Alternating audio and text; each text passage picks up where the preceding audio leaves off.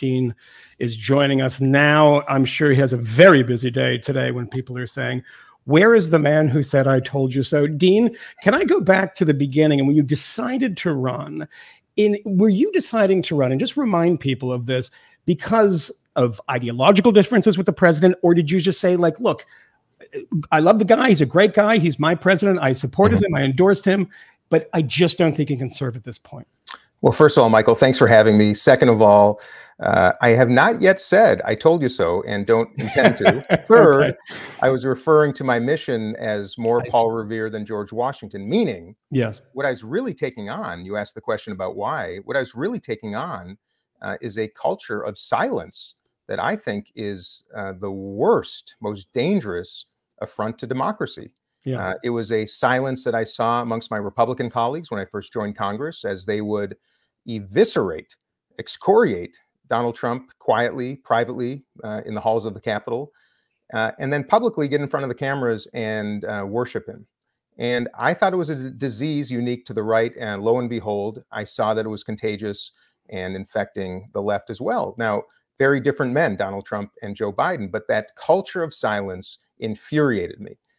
And frankly, as I've said so many times before, the political industrial complex, the duopoly, is very well tuned to actually suppress competition, reduce participation of voters, and to essentially work against democracy. And I thought it was really important, in the absence of me calling for, publicly and privately, calling for others to enter the race. I knew that Joe Biden could not win this next election. I knew it was a matter of when, not if, we would have the very conversation that we've had to have in the last 3 weeks. And I was just so upset that my colleagues, many of them esteemed and principled people, when it came to this, were far more focused on self-preservation than the principle of competition and winning this election. That's what I was running against. I think Joe Biden's a good man. I think most of his policies were very helpful to people. Are there things I would have done differently and many things I proposed? Of course, but that was not my mission. My mission was to provoke a conversation and ensure that voters had an option. And I think without competition, we're in trouble. And I believe that is indeed the vitamin of democracy. So there you have it. Yeah, I know. I mean, you see it. And I've talked to so many Republicans who say one thing about Donald Trump in private and have said it to me in congressional offices on the Hill, and then say something very different moments later in front of a microphone. It's about self-preservation. But when you were running and you just said, I'm going to do it, you know, screw the duopoly. I don't care what they say about me. I'm going to go out there and do it. How were you met? I mean, what was that like when you ran and dove into that wood chipper and said, you know what, I'm going to confront this head on? I mean, you knew that this was going to be a very, very difficult fight, but how was this sort of the Democratic Party, the machine in a way, how did they respond? Well, Michael, I'm sure there's some old proverb about he who jumps into a wood chipper could expect to feel X. Sure. Let me tell you, I was prepared to be eviscerated, to be deplatformed. But I'll confess, I did not anticipate that my own party, that I had both supported financially and electorally for so many years, that I helped flip a district in Minnesota for the first time in 60 years.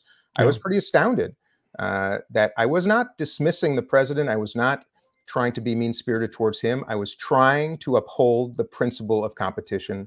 And I was surprised by the degree and the intensity of that anger and the coordination, if you will, on social media to demean, diminish, attack by state party directors to remove me from the ballot.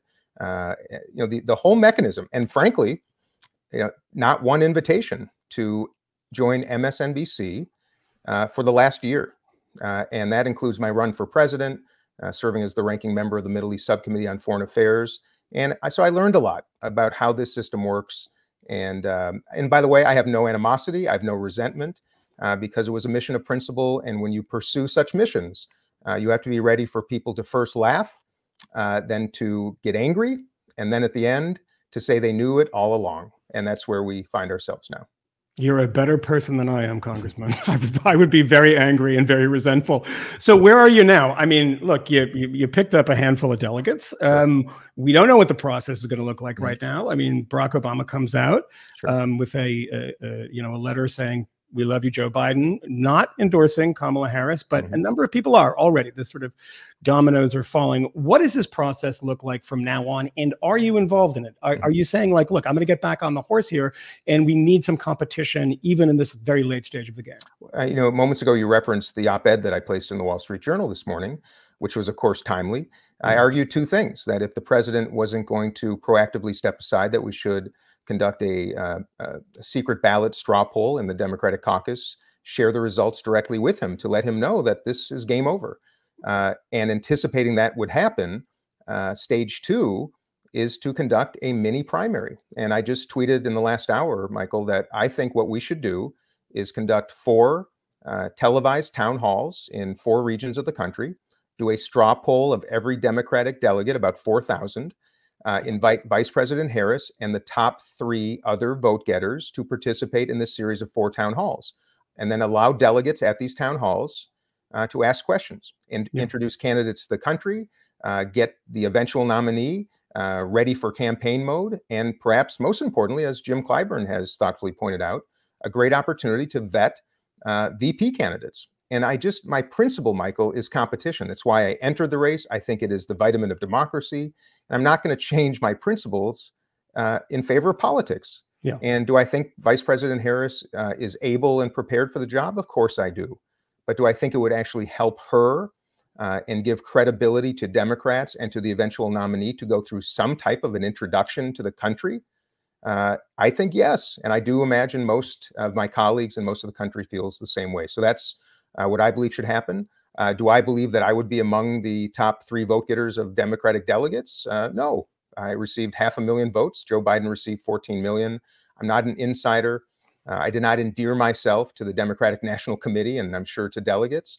But I pursued my mission of principle, and as I said, I tried to be Paul Revere, and it looks like at least that may have cracked the door to what is both a sad day for the country, but also a day to celebrate a magnificent man who I think did the right thing in the spirit of George Washington, and now affords the opportunity to have a spirited, next generation, dynamic Democrat compete for the presidency.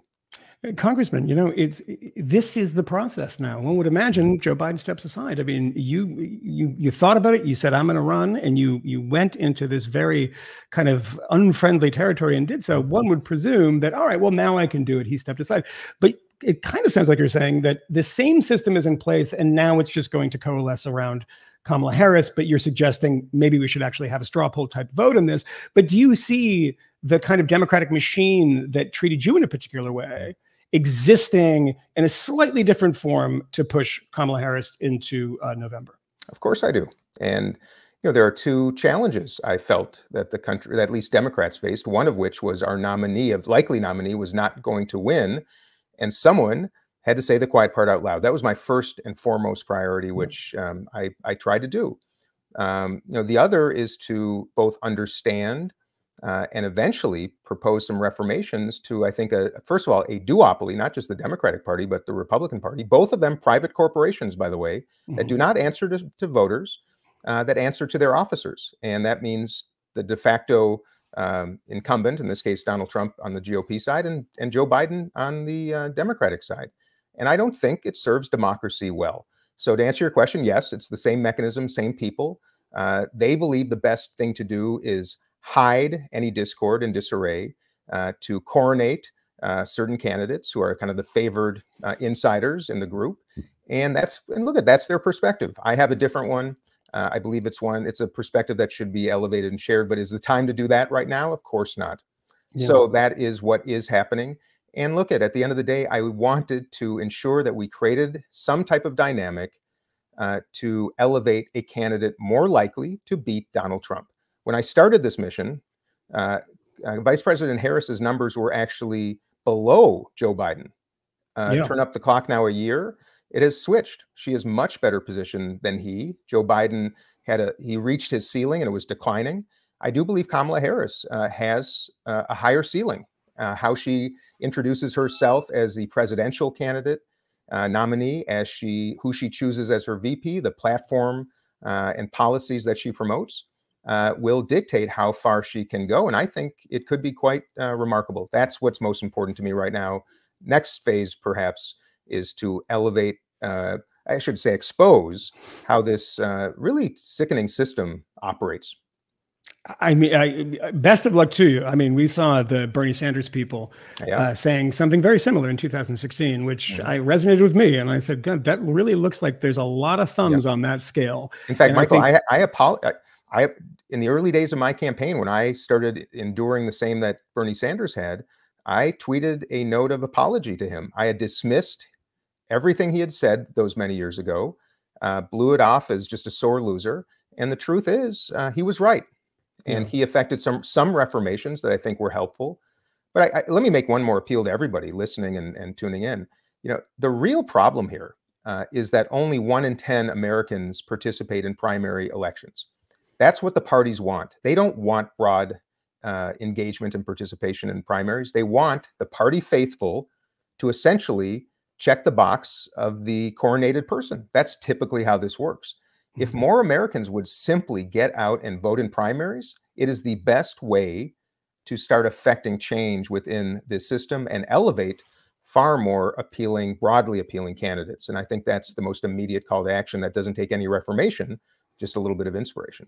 Congressman, can I ask you a slightly personal question? Sure. Because I hear you talk about this, and there's so many, I've been in so many situations where there's challenges, and I know that I can overcome them. I know that there's a path to victory. It might even be a slight one, but I hear what you're saying about this, and we've seen this replicated over so many years. And those of us who have studied American politics know how entrenched it is. Why do you do this? I mean, why be a congressman? Why be a part of this machine where you're screaming at it and no one's paying attention? There's some of us that pay attention, but it's really, really just stacked against you. But you do this and you want to be a congressman. I mean, do you think that you can actually affect change when you see this machine the way it is and the way it's gone after you? Well, I'll tell you, Michael, it's a question that's on my mind regularly, you can imagine. But I've discovered the hard way that one voice can be awfully lonely, and I was for a long time. But when one voice becomes many, it becomes a chorus, and that's what we're seeing now. And there's some gratification in recognizing that that's what leadership is. By the way, leadership is not doing the easy. It's not taking the smooth path. It's not putting your fingers to the wind and identifying which way the wind's blowing, and I'll go that way. It's about making decisions of principle. They could be unpopular. In my case, a decision that I knew would probably lead to the end of my career in Congress, which it did. I consider that to be a small price to pay. For goodness sakes, my father was killed in the Vietnam War. A million other Americans died, serving our country in our military. The least we can do is show a little bit of courage and speak the truth when it begs for it. And you ask the why. I woke up the morning after the 2016 election. I was living a wonderful, comfortable life in Minneapolis, in business, a father of 2 teenage daughters, thinking about next chapters. And that night really affected me. And the next morning, even more so, when I woke up to the sound of my youngest daughter, Pia, crying in her bedroom. And she had just overcome Hodgkin's lymphoma. She's a gay woman. I didn't know that at the time. And I saw fear in her eyes. This is a young woman of privilege who was safe and secure and had overcome something difficult. But she was, one of the most protected young people in this country. And I saw fear in her eyes. And I sat at the breakfast table that morning and I promised my 2 daughters I would do something. And it was the most magnificent experience of my life, Michael. I wouldn't trade it for anything. I would run as I did 1,000 times over. In fact, when the president called me when I conceded in early March, he said on the phone, I would have done the same thing. I would have done the same thing if I were you. Service has that name because it is. It's selfless. It's service. It is a profound gratitude for this country that provided refuge for my immigrant family, 130 years ago, for the blessings it's afforded me, and growing up in a way that I took it for granted. I thought other people would take care of things. It's in good hands. And I have to tell you that the burdens of public service are complicated and sometimes heavy, but the meaning, the ability to help people, to inspire people, and to show some courage in the face of cowardice is a blessing that I will always cherish. And I leave here with no resentment or animosity, only more inspiration to try to improve the system so that we can attract more of the best and brightest for years to come. And that's, you don't get into this to the wood chipper, without knowing that you're going to come out as mulch. Yes, yes.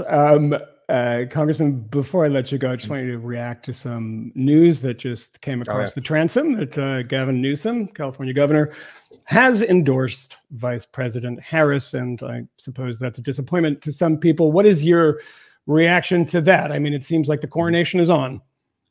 Well, I'll tell you, I'll just make share my 2 cents. Yeah, no surprise that many are going to come out immediately endorsing her, and I understand.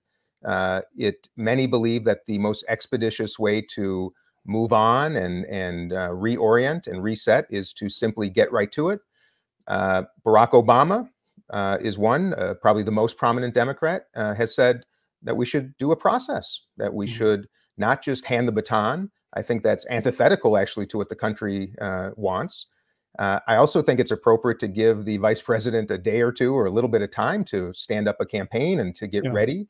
I'm actually kind of saddened that so much of the attention tonight will be about that and not actually talking about Joe Biden's decision, which is not receiving, because of this, not receiving, I think, the attention and consideration that it really deserves. It is a remarkably unusual decision for a person that wields that kind of power to forego it proactively. Very few examples in human history, let alone U.S. history. So no, I'm not surprised. And by the way, as I've said, politics is a game. It's a team sport. And most people want to be there at the beginning of the race and not show up at the end. And that's how it works. But like I said, my principle is so clear and crisp. Competition makes candidates better. It makes policies better. It makes outcomes better. And it will make Vice President Harris better. So endorsing, that's great. But I just wish at the same time, people would also say, I endorse her, but I also believe that we should have some type of a public, transparent introduction of the candidates, the country, and also try out some VPs and see how they work together. That would be in the best interest of winning. And we'll see if that happens. As for Newsom endorsing her, as we know, you cannot have a presidential and vice presidential candidate from the same state. So you can imagine that he had every reason to do so. Easy decision. And by the way, I think, my interactions with the vice president have always been gracious and impressive. I think she's going to shine. I think she's going to surprise people. And I'd like to see her have that chance to do so in that kind of a public forum before just being handed the trophy, if you will, at the convention. I think would make her better and certainly give our party more of a chance to succeed this November. That's my principles, and some might disagree, but that's just fine. Well, the gracious and impressive Congressman Dean Phillips, thank you for joining us. The only real Democrat, as far as I don't consider RFK. He'll be a libertarian if they would put him on the ticket. The only real Democrat to run against Joe Biden. Thank you so much for joining us. And, thank you, Michael. Thanks for hear from you soon. Thanks for for promoting debate and conversation and deliberation, and to everybody watching and listening. Thank you too. Yeah, that's what we do. That's what we do. Yes. You know what? Participate and deliberate, and God knows we're going to be just fine. Thanks, everybody.